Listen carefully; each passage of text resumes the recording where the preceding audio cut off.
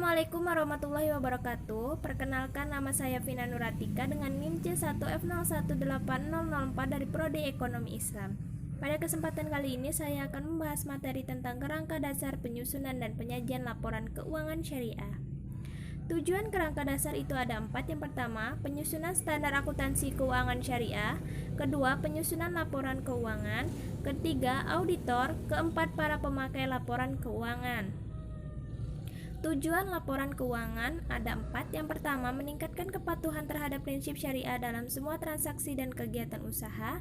Kedua, informasi kepatuhan entitas syariah terhadap prinsip syariah, serta informasi aset, kewajiban, pendapatan, dan beban yang tidak sesuai dengan prinsip syariah bila ada dan bagaimana perolehan dan penggunaannya. Ketiga, informasi untuk membantu mengevaluasi pemenuhan tanggung jawab entitas syariah terhadap amanah dalam mengamankan dana, menginvestasikannya pada tingkat keuntungan yang layak. Keempat, informasi mengenai tingkat keuntungan investasi yang diperoleh penanam modal dan pemilik dana syirkah. Bentuk laporan keuangan ada 5. Yang pertama, posisi keuangan entitas syariah. Kedua, informasi kinerja entitas syariah.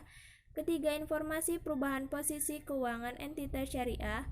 4. Informasi lainnya. Kelima, catatan dan skedul tambahan. Paradigma, asas, dan karakteristik transaksi syariah.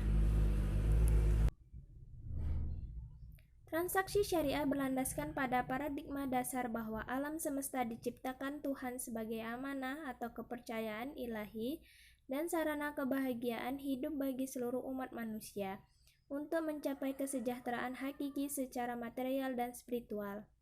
Transaksi syariah menetapkan asas yang luhur, manusiawi, dan bersifat melindungi pada umat manusia secara keseluruhan dalam hal bermuamalah. Asas transaksi yang ditetapkan adalah prinsip persaudaraan, keadilan, keseimbangan, universal.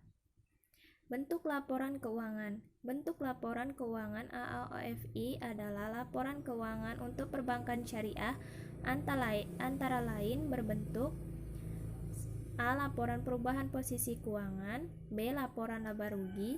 C. Laporan perubahan ekuitas atau laporan perubahan saldo laba. D. Laporan arus kas.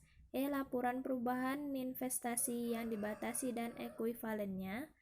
F. Laporan sumber dan penggunaan dana zakat serta dana sumbangan. G. Laporan sumber dan penggunaan dana qard hasan. Pemakaian dan kebutuhan informasi. Pemakaian dan kebutuhan informasi pemakaian laporan keuangan menurut AAOFI antara lain sebagai berikut. 1. Pemegang saham. 2. Pemegang investasi. 3. Pemilik dana. 4. Pemilik dana tabungan. 5. Pihak yang melakukan transaksi bisnis. 6. Pengelolaan zakat. 7. Pihak yang mengatur. Syarat laporan keuangan menurut AAOFI dan pemikir Islam. Yang pertama ada relevan, kedua dapat diandalkan, ketiga dapat dibandingkan, keempat konsisten, dan kelima dapat dimengerti.